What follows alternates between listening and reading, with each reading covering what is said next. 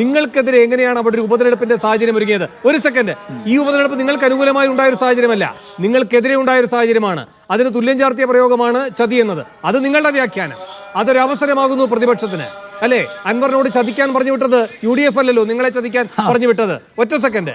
അപ്പോൾ ഇത് നിങ്ങൾ സൃഷ്ടിച്ചതാണ്, നിങ്ങൾക്കിടയിലെ പൊരുത്തക്കേടുകൾ സൃഷ്ടിച്ചതാണ്.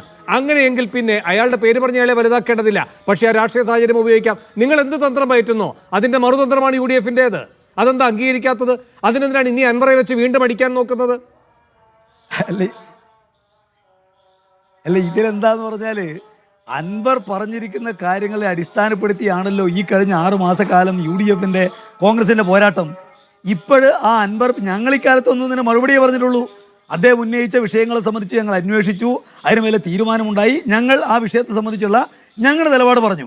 ഇപ്പോൾ സ്വന്തം നിലപാട് പറയാൻ കഴിയാതിരിക്കുന്ന ആർക്കാ? ഞങ്ങൾക്കല്ല. ഞങ്ങൾ അപ്പറഞ്ഞ കാര്യം തന്നെ ഈ തെരഞ്ഞെടുപ്പിലും പറയും. അൻവർ ഉന്നയിച്ചിരിക്കുന്ന വിഷയങ്ങളെ സംബന്ധിക്കുന്ന ഞങ്ങളുടെ നിലപാട് കൃത്യമായിട്ട് ഞങ്ങൾ പറയും. എന്നാൽ അൻവർ ഉന്നയിച്ച വിഷയങ്ങളെ സംബന്ധിച്ച് മിണ്ടാൻ കഴിയാത്ത ആർക്കാ? അത് UDFനാണ്, കോൺഗ്രസിനാണ്. ഗതികേട് എന്നല്ലാതെ എന്താ പറയുക? നിങ്ങൾ കാണേണ്ട ഒരു കാര്യം, കോൺഗ്രസിന്റെ സ്ഥാനാർത്ഥി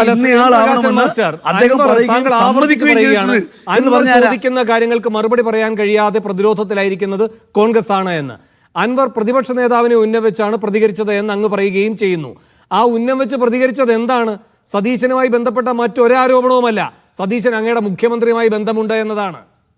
അങ്ങനെയെങ്കിൽ പ്രതിരോധത്തിലാകുന്നത് സതീശൻ മാത്രമല്ല സാർ.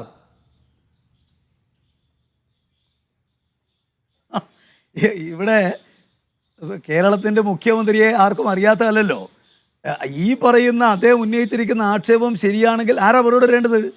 തങ്ങൾ തിരഞ്ഞെടുത്തിരിക്കുന്ന മുന്നണിക്കകത്ത് തന്നെ എതിർപ്പും അതുപോലെ തന്നെ കോൺഗ്രസിനകത്ത് തന്നെ എതിർപ്പും ഉള്ളവർ നമുക്കറിയാം.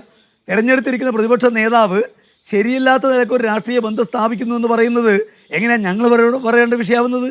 അത് മറുപടി പറയേണ്ട ആൾ മറുപടി പറയണം. പറഞ്ഞിരിക്കുന്ന വേറെ ആരുമല്ല, നിങ്ങൾ 6 മാസക്കാലം കൊണ്ടു നടന്നയാളാണ്. മുഖ്യമന്ത്രിയെ എല്ലാവർക്കും അറിയാമല്ലോ ഇത്തരം ഒരു ആരോപണം ഏശില്ല എന്ന്. അങ്ങനെയെങ്കിൽ അത് തന്നെയാണ് സതീശന് കിട്ടാവുന്ന ഏറ്റവും വലിയ ന്യായീകരണം. ഇതാണ് നിങ്ങളെ കൊണ്ട് എത്തിച്ചിരിക്കുന്ന, അൻവർ എത്തിച്ചിരിക്കുന്ന പുതിയ കുഴപ്പം. നിങ്ങൾ രണ്ടുപേരും പിണറായിയുടെ വാക്കെടുത്ത് പറഞ്ഞാൽ ഒക്കെ ചങ്ങായികളായി മത്സരിക്കുന്നു അവിടെ. ഇതാണ് അൻവർ മുന്നോട്ട് വയ്ക്കുന്നത്. അതെ, അൻവറിന് ഇവിടെ സ്വന്തം നിലനിൽപ്പ് വളരെ പ്രധാനപ്പെട്ട ഒന്നാണ് എന്നുള്ളത് കൊണ്ടാണല്ലോ അദ്ദേഹം മത്സരിക്കുന്നത്. ഞങ്ങളെ സംബന്ധിച്ച് ഈ തെരഞ്ഞെടുപ്പിനെ ഞങ്ങൾ എങ്ങനെ കാണുന്നുവെന്ന് ഞങ്ങളുടെ തെരഞ്ഞെടുപ്പിൻ്റെ മണ്ഡലം കമ്മിറ്റി രൂപീകരണ കൺവെൻഷൻ കൃത്യമായി പറഞ്ഞിട്ടുണ്ട്. ഞങ്ങൾ ഉന്നയിക്കുന്ന 2 വിഷയമാണ്. വർഗീയതയെ ശക്തിപ്പെടുത്താൻ വേണ്ടി ശ്രമിക്കുന്ന നീക്കങ്ങൾക്കെതിരായിട്ട് മതനിരപേക്ഷതയെ കരുത്താർജിപ്പിക്കുക.